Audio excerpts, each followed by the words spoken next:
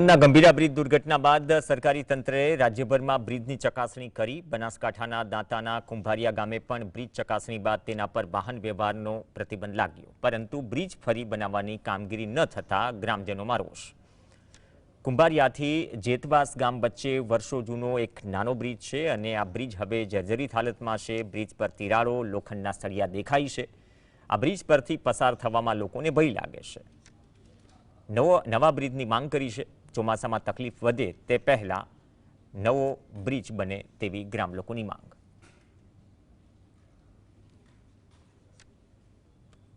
કોઈક લઈ જવા માટે તકલીફ પડે છે, ક્યારનો તૂટી ગયો છે વરસાદના કારણે। એ નાળાનું ખૂબ અઘરું થઈ જાય છે જવા માટે, એટલે લોકોને તકલીફ। અમારે આ પુલ બનાવી આલો એવી માંગ છે। અમારા વરસાદ આવ્યો તો એના પહેલા દબી ગયો છે, પુલ તૂટવાની તૈયારીમાં છે। તો તમે રજૂઆત આગળ કરી હતી? હા, રજૂઆત કરી હતી, કોઈ નિકાલ નથી। તો તમારે કેટલી તકલીફ પડે છે? બહુ તકલીફ પડે, અમે જવા આવવાની ને રજૂઆત કરી હતી આગળ, પણ કોઈ કાર્યવાહી થાય છે।